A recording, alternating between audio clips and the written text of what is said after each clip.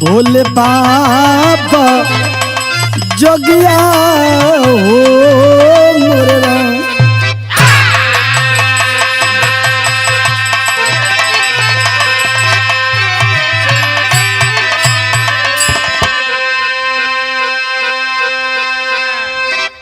अच्छा बाबू, भोजपुरी बिरहा लोक संगीत के सुने वाले भैया बाबू चाचा दादा लोग जैसन कि आप लोगन जाने ला, हम बिरहा गायक बागी प्रवीण यादव अपने पूरी पार्टी के साथ हमेशा आप लोगन के बीच में कुछ करंट मैटर नया लेके आवा के प्रयास करीला। आज यह तमिलनाडु में मंदुरई स्टेशन पे ट्रेन के एक बोगी में आग लगी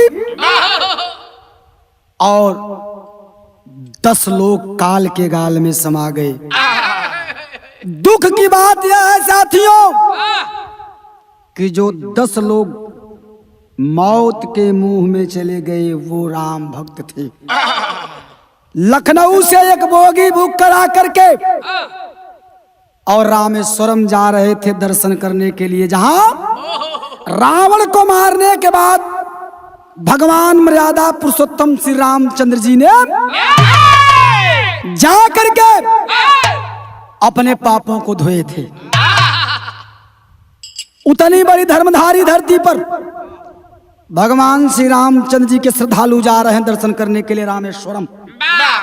उनके साथ ऐसा हादसा 25 तारीख को गए, 27 तारीख की घटना है, 27 अगस्त की। आज 29 तारीख को रिकॉर्ड किया जा रहा है, 29 अगस्त को। आज के रिकॉर्डिंग इंजीनियर हमारे बड़े भैया अभिमन्यु यादव, हरिओम रिकॉर्डिंग स्टूडियो आजमगढ़ के सौजन्य से, और यह हमारी बिरहा आंसू इंटरटेनमेंट बैनर तले जा रही साथियों, जिसके निर्माता हमारे बड़े भाई राम जन्म यादव जी हैं।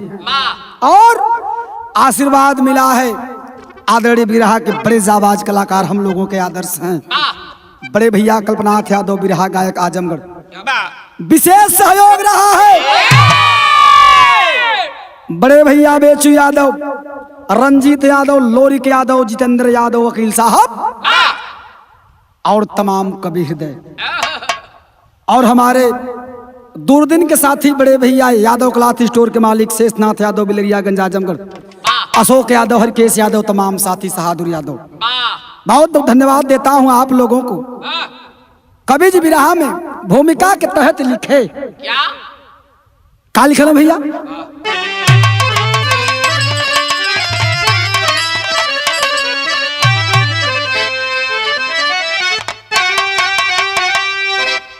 अरे होनी अनहोनी कुदरत के हाथ में है, क्या पता किसको कब कैसे हो जाएगी। चल रही जिंदगी भर के रफ्तार है, क्या पता मंजिल से पहले वो सो जाएगी। लाख कोशिश किया पर समय ना सुना, सारे अरमानों को रौद मिट्टी मिला।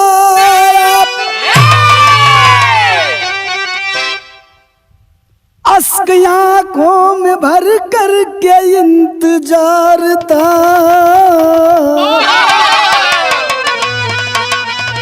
प्रभु भैया लाल जाने वाला नया आया।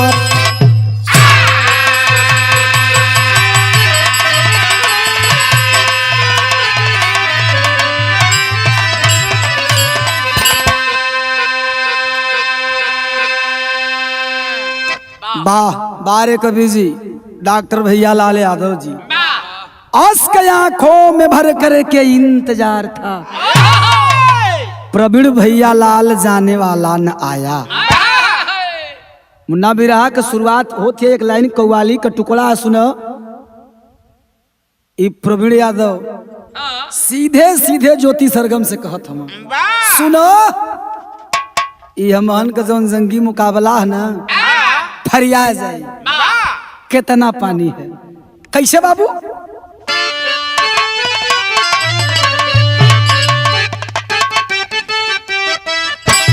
वाह! अरे कुदरत ने सनम तुझको, कि कुदरत ने सनम तुझको क्या शौक अदा दी है।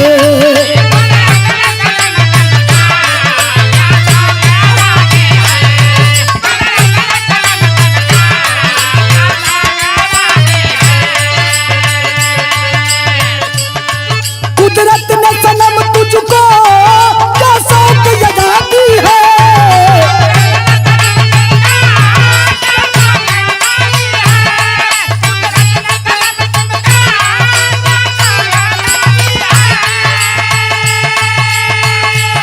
और कुदरत ने सनम तुझको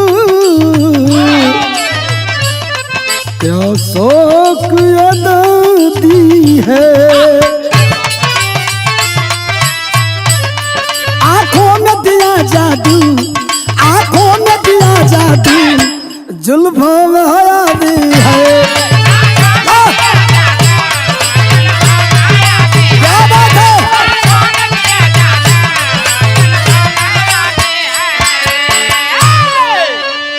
ए बाबू, ये तो कव्वाली का टुकड़ा रहल। कवि जी बिरहा में भाव लिखल की हर इंसान की इच्छा क्या होती, ख्वाहिश क्या होती, साथी का लिखला।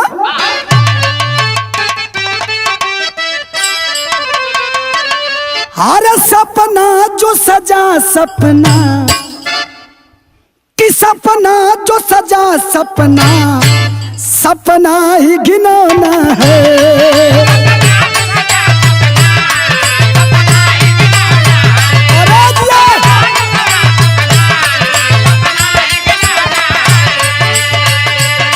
सपना जो हुआ सपना, सपना ही घिनौना है।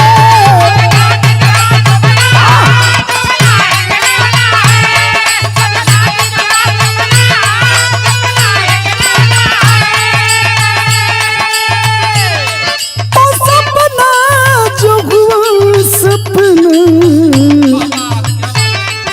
सपना ही घिनौना है। गलती पे हुई गलती, गलती पे हुई गलती, क्या मानो खिलौना है।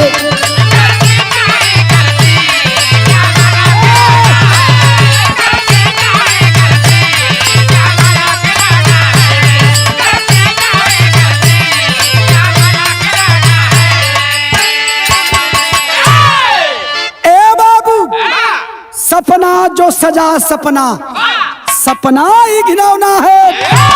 गलती पे हुई गलती, क्या मानो खिलौना है। बिरहा का शुरुआत होती है बात कहाँ का कैसे हो और कैसन है। नजम का लाइन लगा बाबू।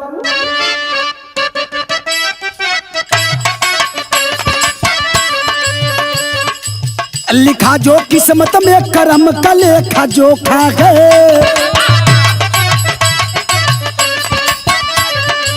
मूर्ख मानव को लगता मेरे साथ धोखा है।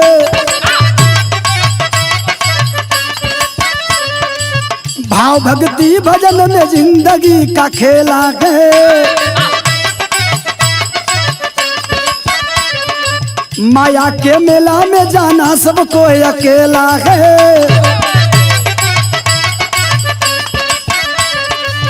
तीर्थरामेश्वर करने भक्त मन बनाया है।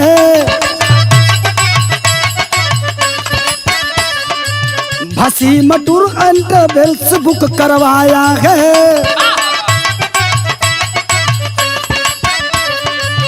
अगस्त 25 को लखनऊ सब लोग जुट गए।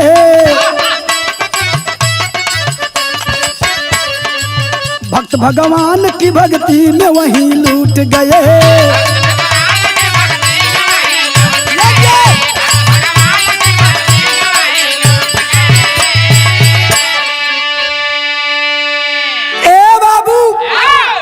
हमारी बात के समझला बिरहा आप लोगन के साफ साफ समझ में आ जाए।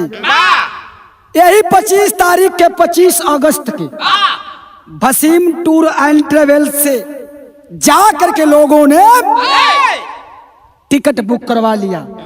आज जब लोग बुक करौला हो भैया तो 14 अगस्त सीतापुर, हरदोई, लखीमपुर खीरी, लखनऊ के 63 लोगों का एक साथ टिकट बुक हुआ एक बोगी में। आज जब बुक भल हो भैया तब Wasim tour and travels private booking counter से मंदुरई एक्सप्रेस का पूरा एक बोगी बुक कराए। ट्रेन का नाम मंदुरई एक्सप्रेस। और रामेश्वर दर्शन के लिए 25 अगस्त को लोग जब निर्धारित समय पर अपने आप को बिल्कुल भक्तिमय के रूप में धारण करके ए बाबू लोग चललन लखनऊ। आ लखनऊ से गाड़ी पकड़ के तैयारी कैला। तो तैयारी कैला कैसे गाड़ी पकड़ ले हम आ पकड़ला तो कवि जी के लाइन गीत लिखल। कौन गीत बाबू?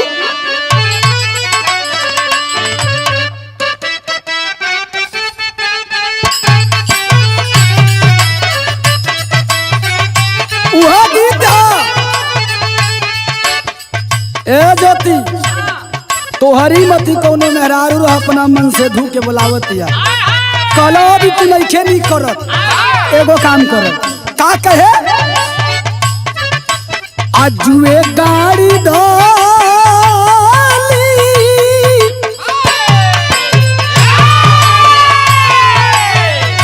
ये कहे आजुए गाड़ी धोली महापोधिए राजा जी।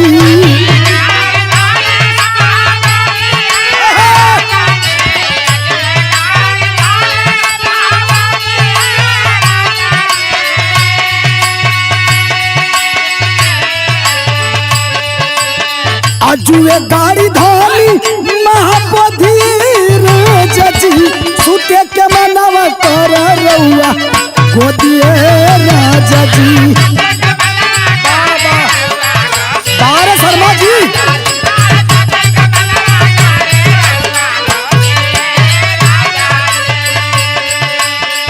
ए बाबू 63 लोग ट्रेन की कहीं बोगी में सवार होकर चल दिए। आज जब गाड़ी चला लिया तो कवि जी कबीरा में लिखा पल भल का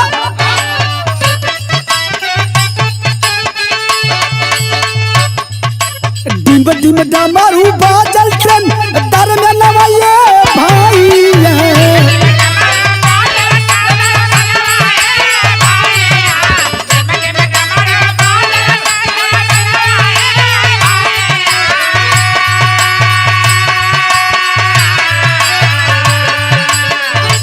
डमरू बाजल केंदर में नवाये भैया। शिव का मिलल लागल वही दर सनवाये भैया।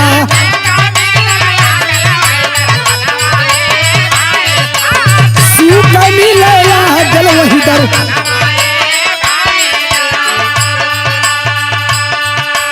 ए बाबू नाचते गाते खुशियां मनाते हुए लोग चले जा रहे हैं। कवि जी के अंतरा में लिखे पड़ का अरे कोई नाच गावे कोई दुनिया रमाए।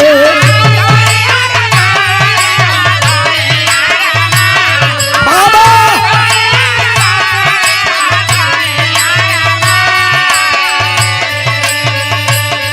अरे कोई नाच गावे कोई दुनिया रमाए। बन के शिव पार्वती डमरू बजावे।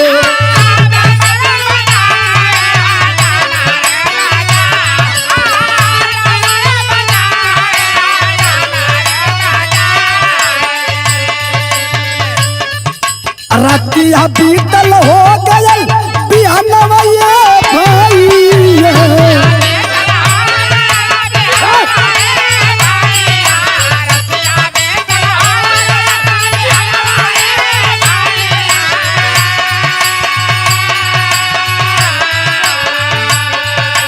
रतिया बीतल हो गयल बिहनवा ये भैया।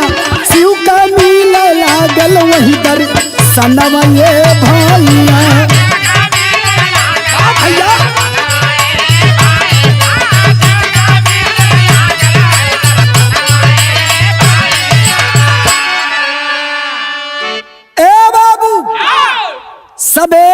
बेला हो गई भोरहरिया को और सभी यात्री एकदम थके हुए हैं, नाच गा कर ट्रेन में सोए हैं। कैंटीन वाले चाय बनाने के लिए तैयारी कर रहे थे भैया, सुबह में 2:30-3 बजा है। और कैंटीन वाले जब तैयारी करने, वही बोगी के बिल्कुल सटल बोगी बा श्रद्धालुअन का, रामेश्वरम जाए वालन का। लेकिन भैल का भैया एक लाइन गीत लिखक पा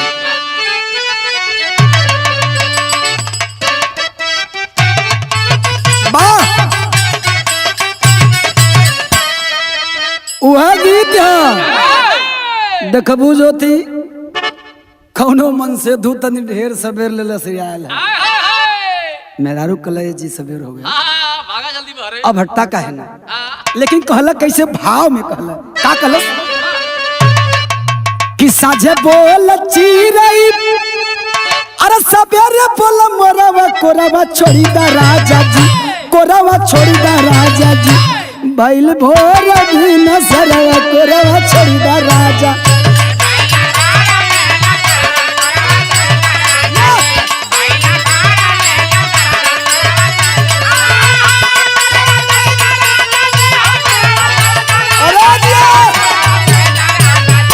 बैल भोर भी न सरवा कोरवा छोड़ी दा राजा जी।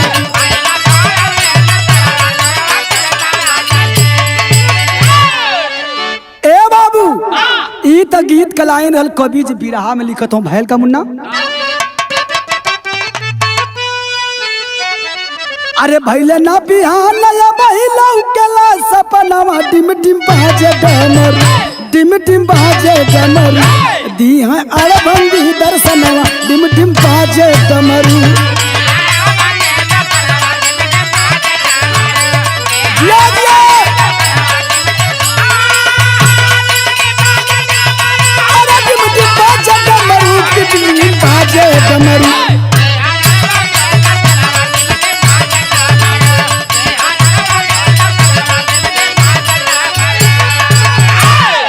सब सपना में हो, खुशी के मारे थकायल हो लोग नाच गाय के सुतल तो सपना देखत हम कि हम जा रामेश्वरम पहुंच गए नाथों के नाथ भोलेनाथ डमरू बजाए के दर्शन दिए।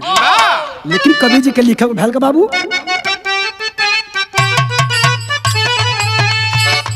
अरे विधि के विधान बिगड़ल हो गयल धमाका,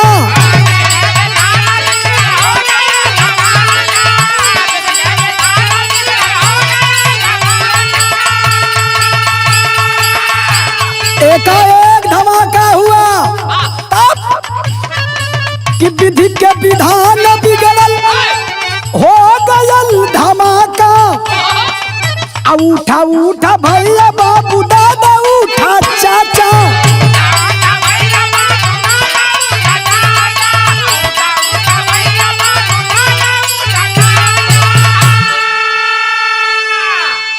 अरे उठली गुजरिया भागा भागा हो सजनवा डिम डिम बाजे डमर, डिम डिम बाजे डमर, दी है अड़भंगी दर्शनवा डिम डिम बाजे डमर।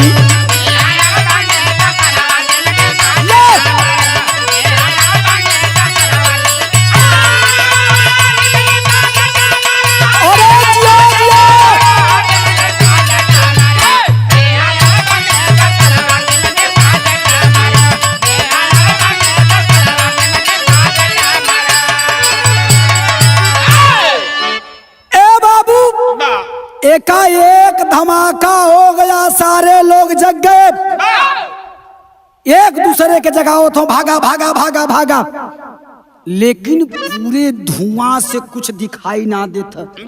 आग इतना उग्र रूप पकड़ ले बाबू, अफरा तफरी मच गई। गेट खोला गया, सीतापुर के शिव प्रताप सिंह हट्टा कट्टा नौजवान तमाम लोगों को बाहर निकालने में जुट गया। भीड़ में उसकी पत्नी मिथिलेश और जीजा शत्रुदमन सिंह फंस गए बाबू। बोगी धू धू कर जलने लगी, पूरा आग का गोला बन गई। शिव प्रताप आवाज लगा रहा है, भैया हमार दुल्ही वही में रह गई, हमार जीजा वही में छूट गई। लेकिन ए बाबू हर कोई अपने आप को बचाने में लगा था, एक दूसरे की कैसे कौन और कोई मदद करता। ये बाबू कवि जी के बिरहा में लिखे पड़ल मौका के गीत है बाबू। का लिखल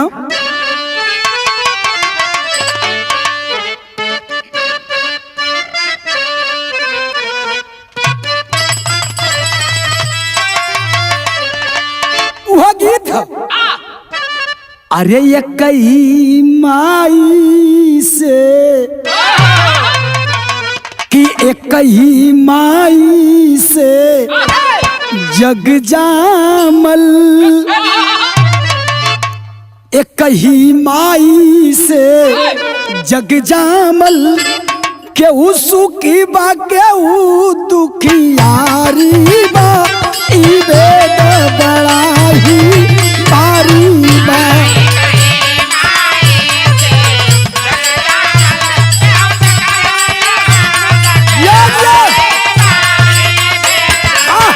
भैया बा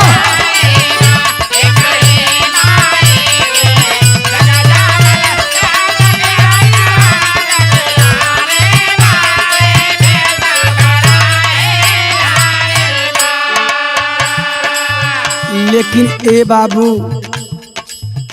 शिव प्रताप सिंह डब डब डब डब रोवत हम, छपटियात हम, ताकत हम। अग्नि की ज्वाला में धुएं के सामने कुछ दिखाई नहीं दे रहा। रोई रोई कहत हम का कहलन, देखिया गक्का गोला,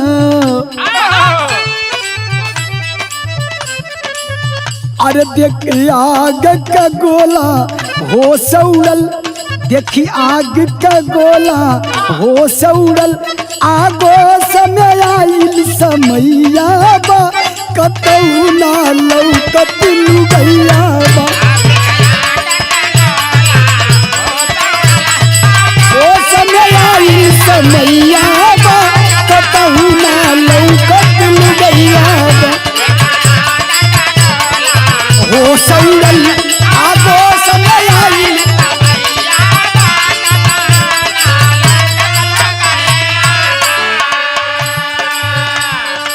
ए बाबू देखत हम कि हमार मिथिलेश कहाँ गई। मिथिलेश मिथिलेश चिल्लात हम शिव प्रताप सिंह। ए बाबू लेकिन के सुने वाला बारे कुदरत का कहर। तब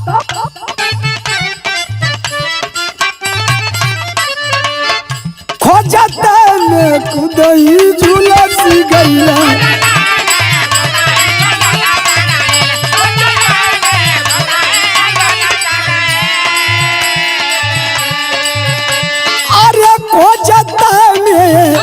खुदई झुलसी गईल, मिथिलेश के अपने ना पौला।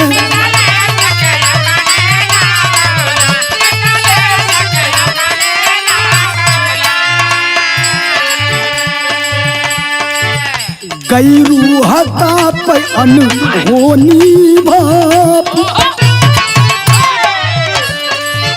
गैरू हताप अनहोनी भाप, गिर गईले मूर्छा काई बा, कतऊ ना लौकत लुगाई बा। अनहोनी भाप मूर्छा काई बा, लौकत लुगाई बा। गिर गईले मूर्छा,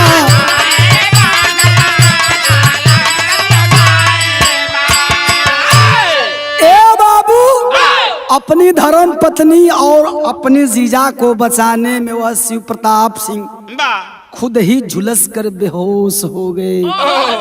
आज जब बेहोश हो गए हो बाबू, ये अनहोनी मंदुरे स्टेशन पर, जो कभी कोई सोचा नहीं था कि हमारे मंदुरे स्टेशन पर ऐसा हो सकता है।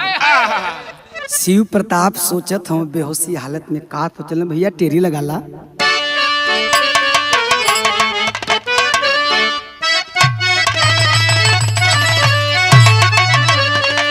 ए बाबू जैसे जब होश आयल तो शिव प्रताप सिंह लगे कि काठ का बन गई, ताकत हुआ एक टक टुकुर टुकुर का। अरे नयनवा कि नयनवा बीच सूखल सिया सवारी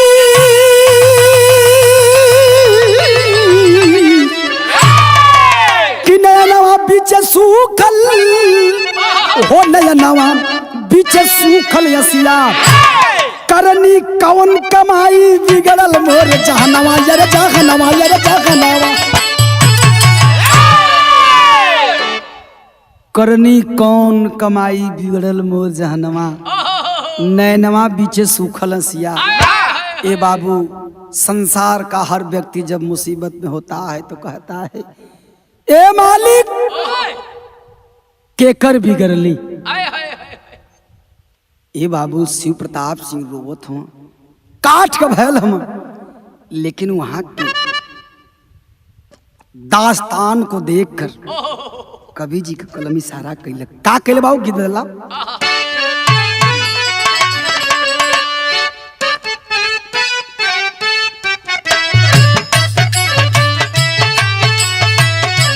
वह गीत देखा ज्योति सरगम परछावन के समय माई बहन गावेली का गावली छोटी मुँह की घर के दुआरी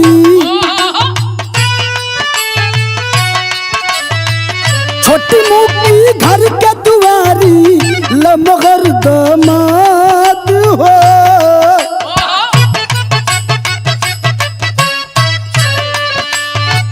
छोटी मुँह की घर के दुआरी लमगर दामाद हो तनिए को निहुराय पाहूं तनिए को निहुराय बापू पर छबलीलार हो तनिए को निहुराय बापू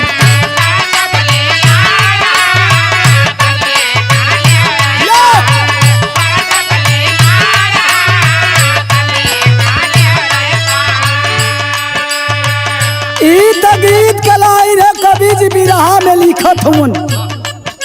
वहां के लोग सोच रहे हैं कि ऐ मालिक आखिर ये कौन दिन तुम दिखा रहे हो कालो खोजत हुन आए हो विधाता कौन आए हो विधाता कवन कैली कसूर आई हो विधाता कवन कैली कसूर मिथिलेश के कोई दिहला मिथिलेश के कोई दिहला हमरा से दूर हो मिथिलेश के कोई दिहला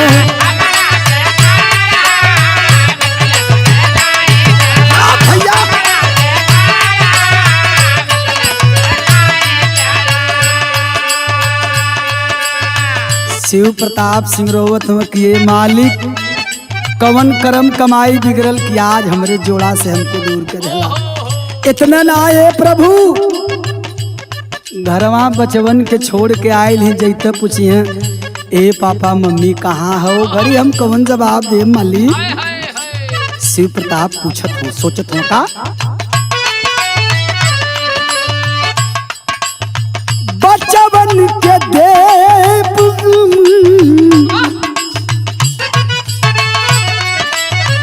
बचवन के देव हम कवन सबुरावा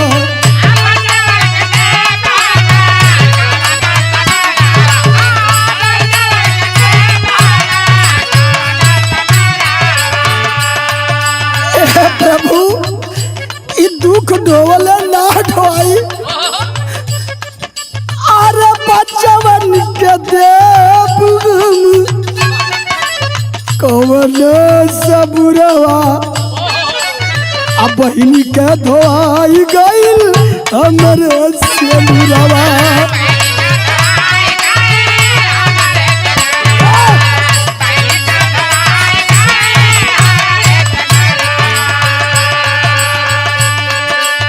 हो गयल सपनवा सगरो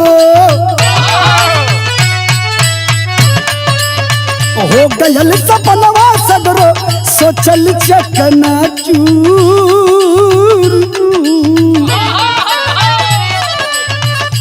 भयल सपनवा सगरो सोचल चकना चूर हो मिथिलेश के हमरे मिथिलेश के हमरे कई दिहला दूर हो मिथिलेश के हमरे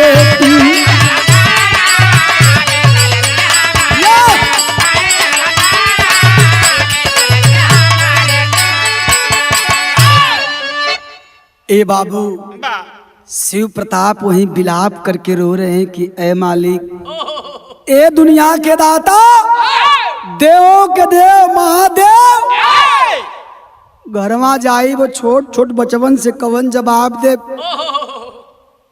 एक ही बहिन रहल वो विधवा हो गई आधी उम्र में वो बहनिया के कवन जवाब दे ए बाबू दृश्य देखकर लोगों की रूहें कांप जा रही थी लेकिन होनी को कौन टाल सकता कभी ज बिरहा में पहपट लगो न कैसे बाबू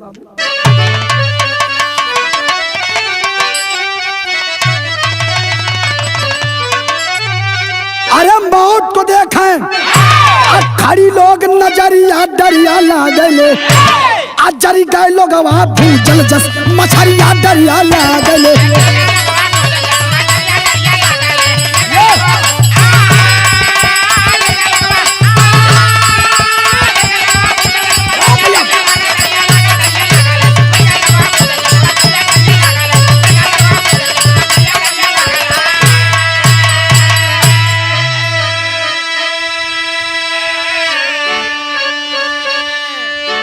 ए बाबू मरा वालन का संख्या कितना रहल के रहल कभी जी लिखत हूँ कि शत्रु दमन अंकुश दीपक परमेश्वर हरीश कुमार हो मिथिलेश मनोरमा हिमाक्षी शांति का समय धलस मार हो अरे दमकल आया पाया जब खबरिया डरिया लागले अझुल से कितना भाई बहन मतरिया डरिया लागले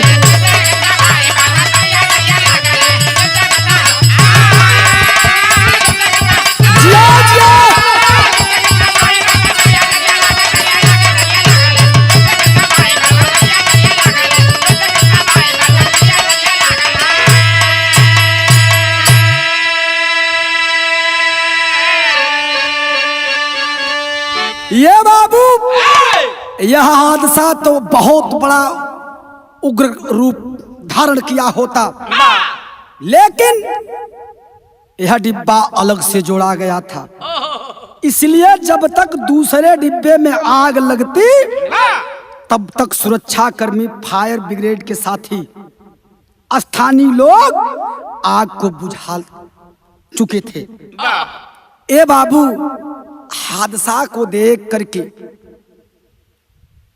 मंदूरे रेलवे स्टेशन के अगल बगल के लोग हाय हाय कर रहे कि रे बाप कभी सपने में हम लोग कल्पना नहीं किए थे कि हमारे घर के बिल्कुल करीब जो स्टेशन है यहाँ इतना बड़ा हादसा हो सकता है लेकिन बाबू कवि जी के लिखे पर आल्हा में लिखल का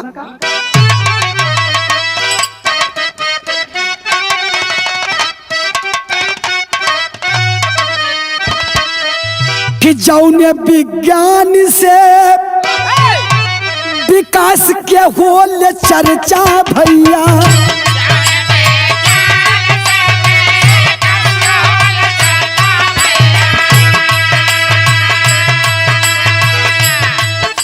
अरे कबो कबो विनाश होई जाल बड़िया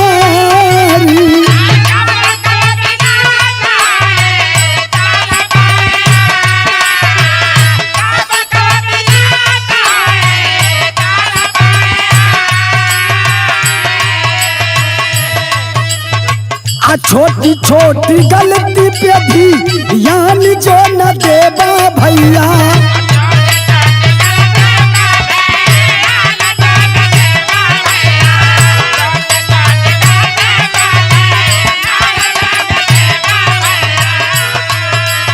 और हो जाई खतरा सब हो जाई खतरा सब धान खबरदारी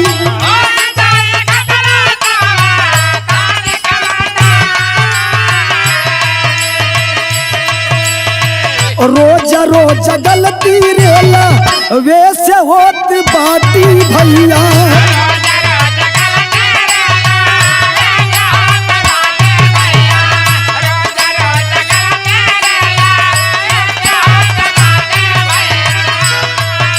अरे कहाँ सुतल बाटे जेकी बाट जिम्मेदारी।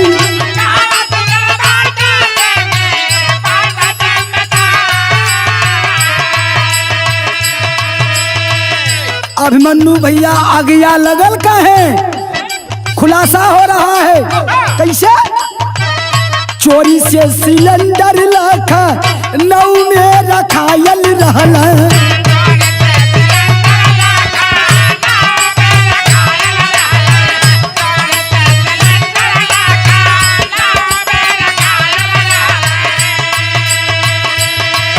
अरे जवन का दामा का भयल भैया बढ़िया।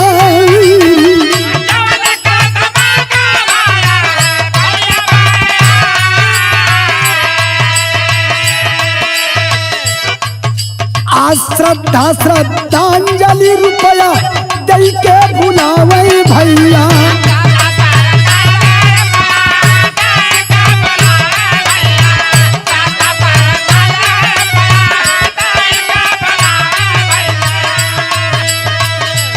सब कैले का मिली जाई परिवार।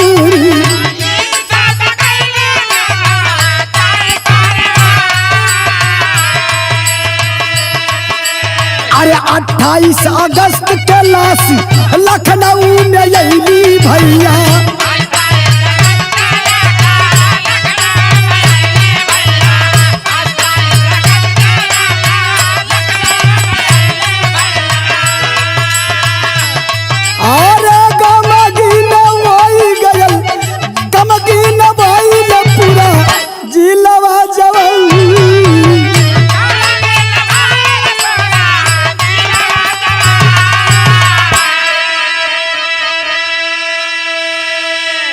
ए बाबू 27 अगस्त की वह भयावह सुबह और 28 अगस्त को लखनऊ अमौसी एयरपोर्ट पे लाश जब उतारल गई, परिवार के लोगन के जब सुपुर्द कैल गई लसिया गिन गिन के छाट छाट के पहचान के। ए बाबू उतनी टाइम पूरा अमौसी एयरपोर्ट चीख चिल्लाहट में तब्दील हो गया। लोग चिल्लाने लगे, रे बाप रे बाप, ये क्या हुआ, ये क्या हुआ, ये क्या हुआ।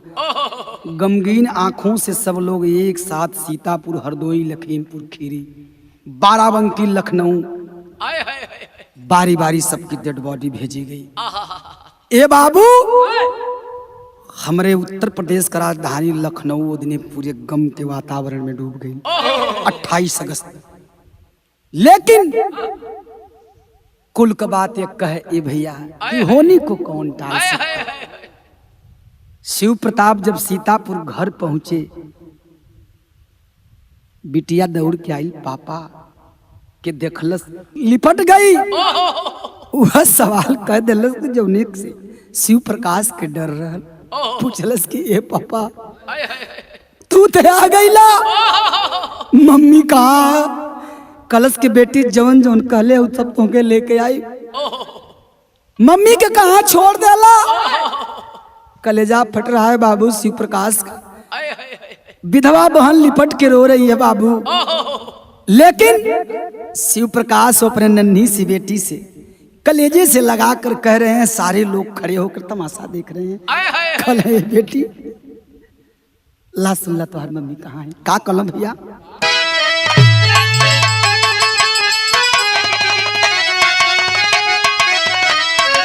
और परोपकार में डाली हम हीरा अपन गवाई, अनाई बचाए पवली कि नाई बचाए पवली, बेटी तो हर माई हो नाई बचाए पवली।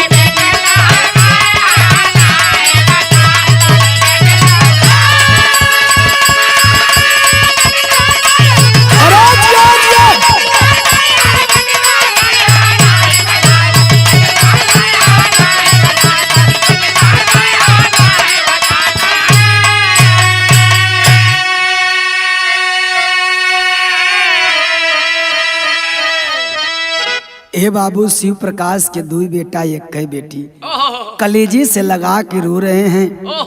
उधर एक ही जीजा थे, वो भी आग में झुलस कर इस दुनिया को छोड़ गए थे। दुख का बात की बाबू वो घरी बहनियों नहीं हर में रहल, वो बहन के कौन सबूर दे रही है शिव प्रकाश सिंह। अगली लाइन में लिखे प्रकार है कि लसिया पर गिर के रोवे अरे मिला ना सबूरवा अमाई के बेटा दोनों चुमल चारा।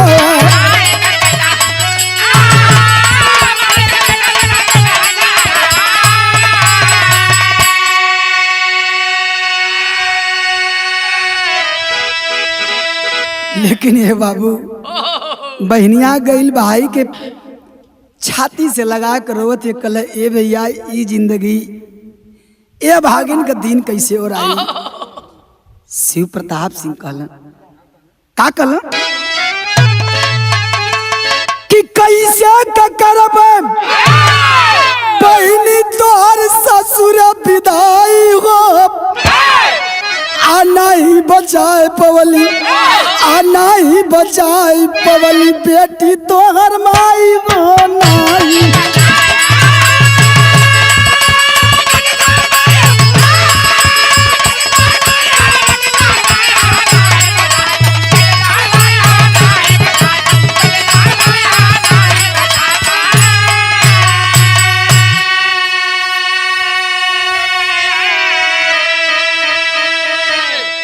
लेकिन ए साथी हम बिरहा गायक बागी प्रवीण यादव अपने पूरे पार्टी के साथ और बड़े भैया अभिमन्यु यादव और आंसू इंटरटेनमेंट की पूरी टीम भगवान से एक बात कह रही है क्या कि शोका कुल परिवार के अहिमतदा भगवान हो और दुख का गठरिया हरदम ढोवई नसान हो।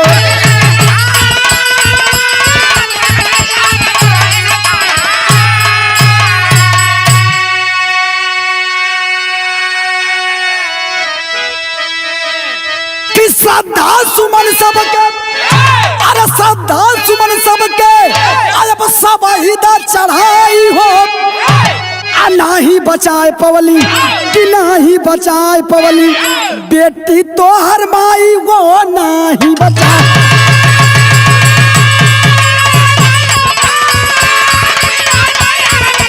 अरे मालिक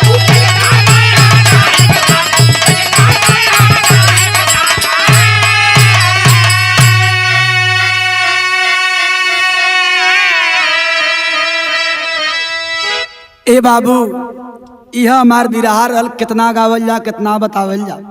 श्रोता साथी हमारे हमारे ऑडियंस साथी हमारे भगवान हमसे ज्यादा समझदार हैं। 25 तारीख को लोग ट्रेन में सवार हुए, 27 तारीख को हादसा हुआ। आपका भाई आपका बेटा 29 तारीख को रिकॉर्डिंग गा के आप लोगों के बीच में भेज रहा है।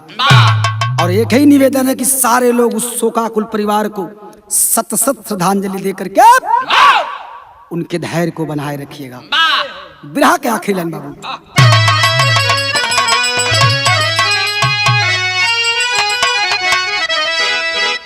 कि गुरु बिहारी गए चंद्रिका सिस्टम ना सुधरवई बाप राम दरस धूबाला कैसे बुलेट ट्रेन चलई बा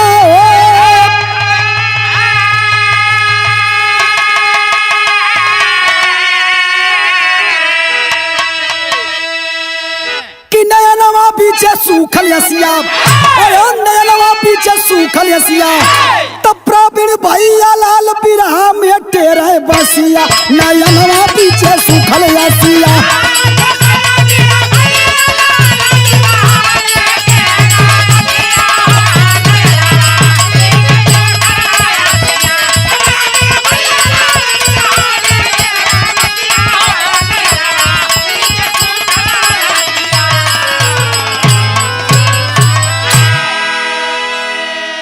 बहुत बहुत धन्यवाद साथियों।